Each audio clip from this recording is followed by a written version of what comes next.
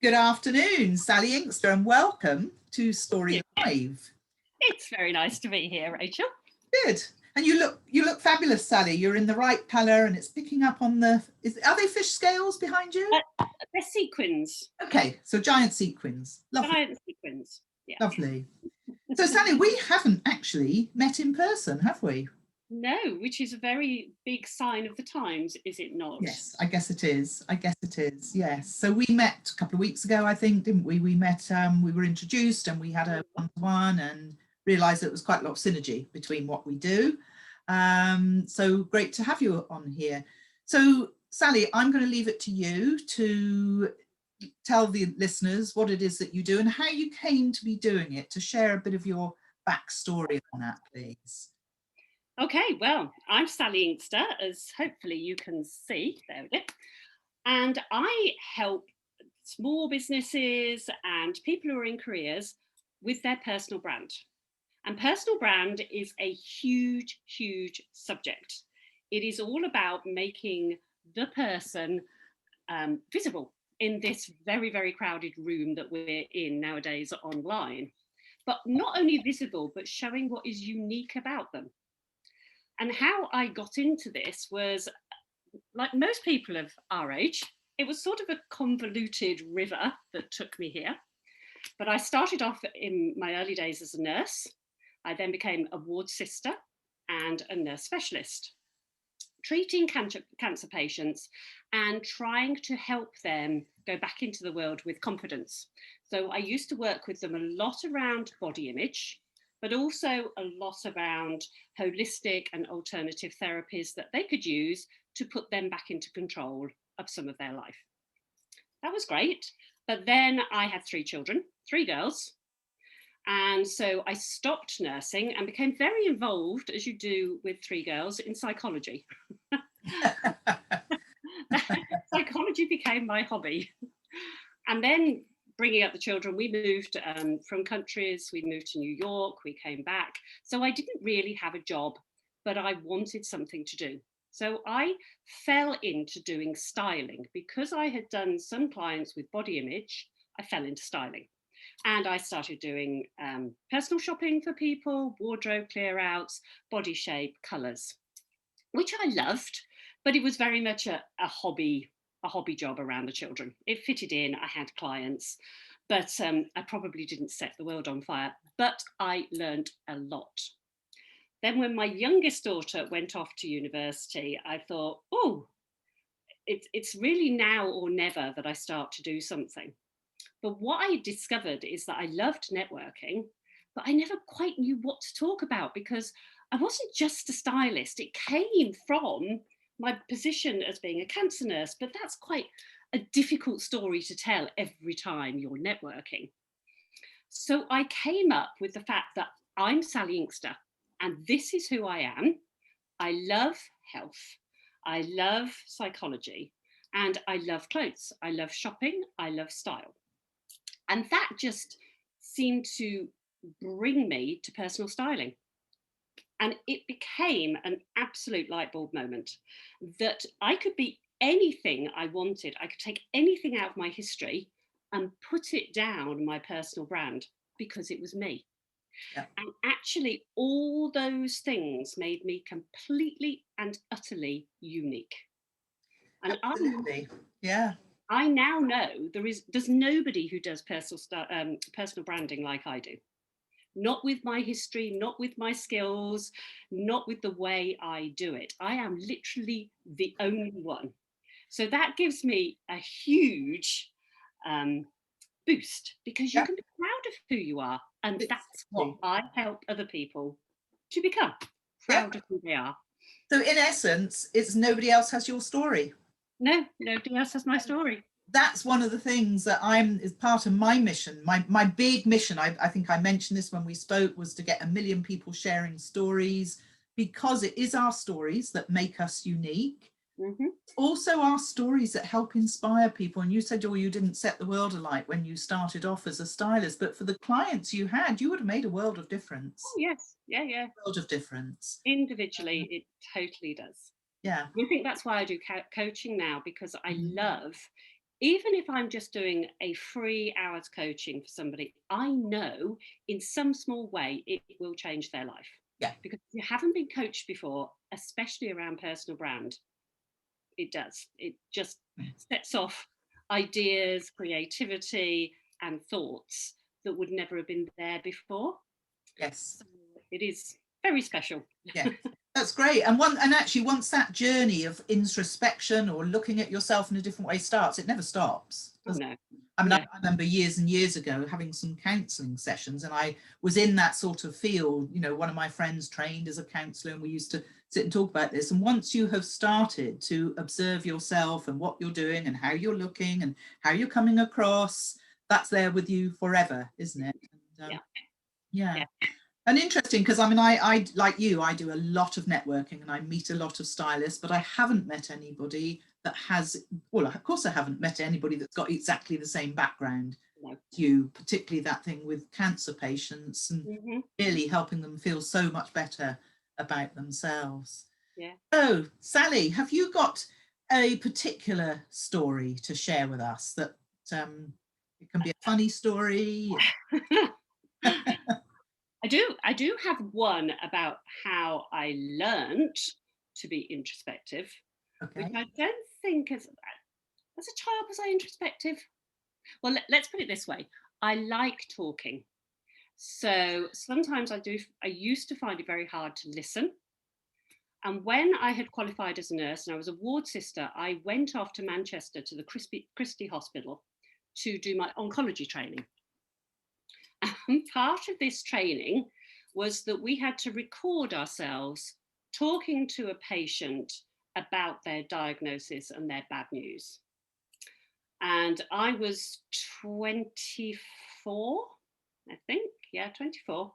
And I went along with, you and I will remember those old fashioned recorders that used to have to press 2 buttons to record. Oh, yes, You yes. had to play and you had to press 2 of them to record. Anyway, great tapes this size on them. That's it. Yeah, one of those. Yeah. I'm sure some people listening will have no idea what I'm talking about. Never mind. Anyway, I sat on the bed with this lovely lady who was probably mid-40s. And she was explaining to me how she'd gone to her GP, to the consultant, and she had was receiving the bad news via the phone. And she said, and I was getting the bad news by the phone. My husband was beside me because we were on holiday in Ischia. And I said, oh, I went to Ischia on my honeymoon. and so we had this conversation about Ischia. And do you know what? I didn't even realise I did it until I went back to my nurse's home, and we had to then listen to the tape back and write down what we said. When I heard myself, I can't tell you, I wanted the ground to swallow me up. I thought, I didn't even know that. And so even now, I know I can sometimes talk too much and I have to pull back and listen.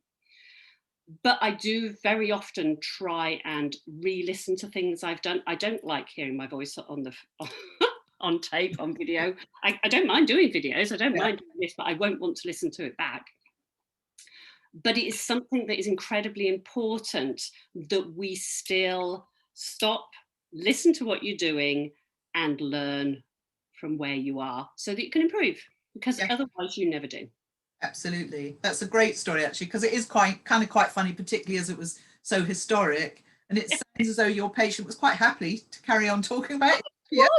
I mean, she absolutely was. And probably it was a bit of relief for her, because it was going to have to be a difficult conversation in terms of how did you feel, you know, what emotions did that bring up, how much cry, you know, all those sort of things. Well, we didn't do that. I mean, it's sometimes far easier just not to do that. And we'll talk about everyday nice things like a holiday. But it was my choice that made that. It wasn't. It's a great example, Sally, actually, because I always say that every story could illustrate several different points, and every point could be illustrated by different stories. And that story, although I can see why it was such a faux pas in that situation, it's also an example of building rapport, isn't it? In a sense, because you were picking up the whole thing about building rapport is finding something that you have in common, And that's what you were doing. You'd both been to Ishkia. I'd never heard of Ishkia before today, so never mind been there. So, and I've traveled a lot. It's not that I've only ever stayed in the UK. So there was some rapport there, but the key bit that you missed, of course, was the listening. So the point is that story could certainly be used to illustrate really listening and showing empathy, and not to do it. But it also was an example of building rapport. And you've learned from it. I'm sure you've moved on from. Absolutely. It was very nice of you to try and reframe that story. So well, I think sometimes that's important to do it, isn't it? And forgive ourselves. I do that with people when they come to me for their personal brand, because we have to do a brand story. Yes. And sometimes it's reframing the life they've had so that they can move on. Yes. And actually, I was reading a social media post yesterday. Somebody had said, "Oh, we can't change the past. We can only control the future." And it felt too sort of nitpicking, argue with that. But actually, we can't change the past as such. We can certainly change how we view it, can't we? Absolutely. Yeah. Look through it a different lens. Yeah. So, Sally, one of the things I like to do is just sort of take something you've said, and I know you do a lot of speaking anyway, don't you? But sort of, just for the listeners really to give an idea of, or a couple of thoughts about how you can share some of your story in a talk. And so going back, I mean, I think, there's a lot of ways you could do it. You could do a hands up thing at the beginning, who here has done something different from anybody else, because everybody should be able to put their hand up to that. Who here stands out from the crowd, all that kind of stuff. So it's lots of questions, which is always a good way of including your audience in your presentation. I'm sure you know that, but as I say, I'm really sharing this for anybody that's new to sharing stories. But always, if you ask a series of 3 questions, make sure that it means that everybody in the room can say yes to one of them, and then everybody feels included. And there'll be lots of pieces that you could do that with. I'm sure you've been in the experience of when you're sometimes at a corporate event where you sit in a circle and the facilitator says, "Let's go around the room, introduce your name and say something unusual about yourself." And I think 75% of the room go, "Oh no, what am I going to say?"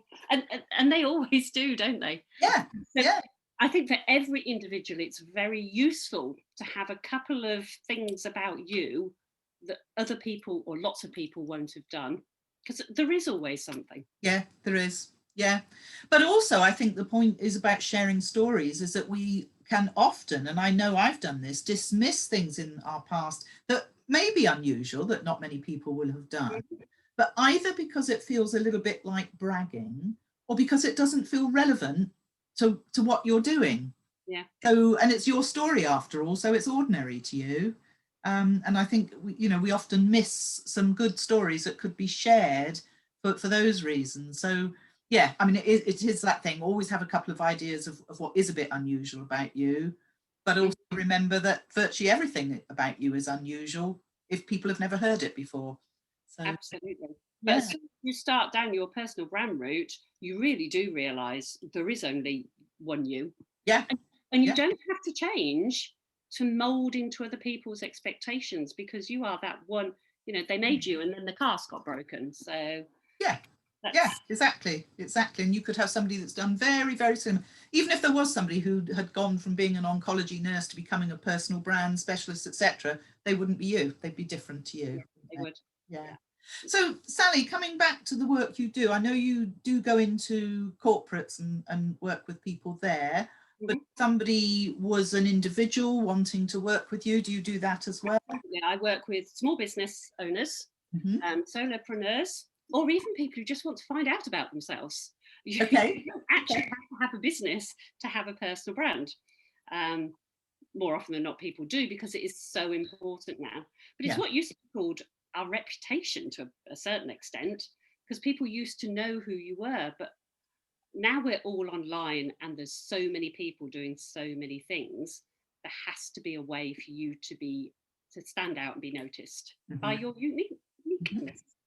So how can people find you if they'd like to find out a bit more about what you do, maybe even contact you to you talked about an hour's coaching or whatever. Yeah, I offer a free skyrocket your brand, your business through personal brand. So that's my free session I offer. And if anybody wants to get in touch with me, that'd be great.